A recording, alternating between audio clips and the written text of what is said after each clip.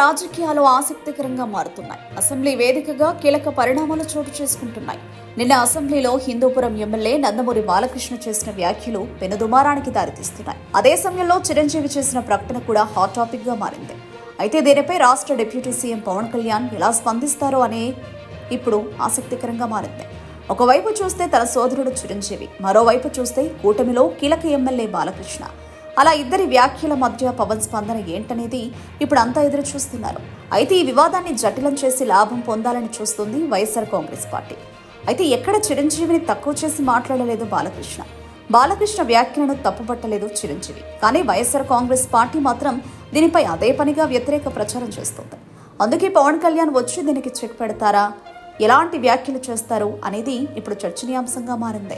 అసెంబ్లీలో BJP MLA Kamineni Srinivas సినీ ప్రముఖులు గట్టిగా అడిగితేనే అప్పట్లో జగన్ స్పందించారని, అవమానం జరిగిందని అనేసరికి బాలకృష్ణ ఒక్కసారిగా స్పందించారు.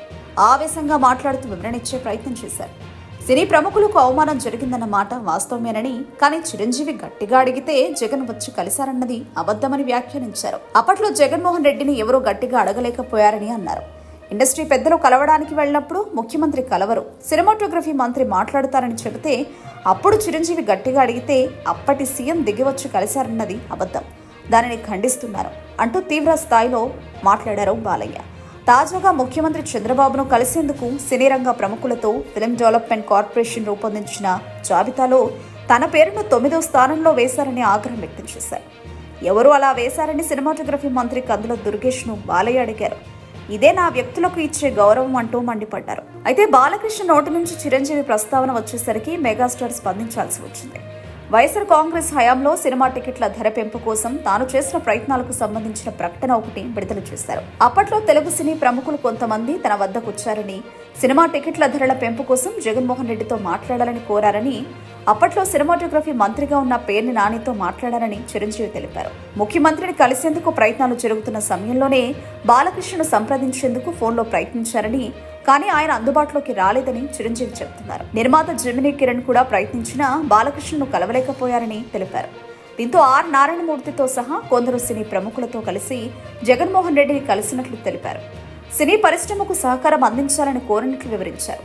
అప్పట్లో తాను తీసుకున్న చొరవతోనే ప్రభుత్వం సినిమా టికెట్ల ధరల పెంపునకు అంగీకారం తెలిపిందని, ఆ నిర్ణయంతోనే వీరసింహారెడ్డితో పాటు వాల్తేరు వీరయ్య వంటి సినిమాలకు కూడా టికెట్ల ధరలు పెరగడానికి దోహదపడ్డాయని చెప్పుకొచ్చారు.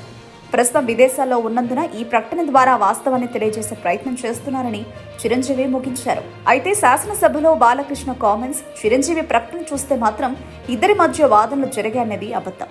ఇద్దరి మధ్య యుద్ధ వాతావరణం ఉందన్న రీతిలో YSR Congress party social media ప్రచారం చేస్తుంది.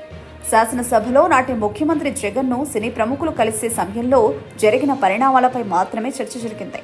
చిరంజీవికి నాడు అవమానం జరిగిందని బీజేపీ ఎమ్మెల్యే కామినేని శ్రీనివాస్ ప్రస్తావించారు.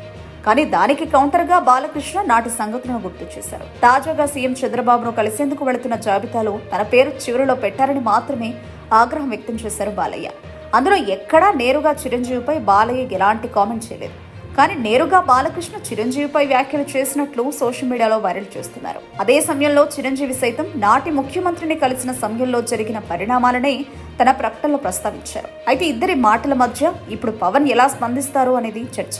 ఖచ్చితంగా దీనిని పవన్ కళ్యాణ్ చాలా సులువుగా తేల్చిపారేస్తారని అభిమానులు భావిస్తున్నారు. పవన్ స్పందన ఎలా ఉండబోతుందో చూడాలి.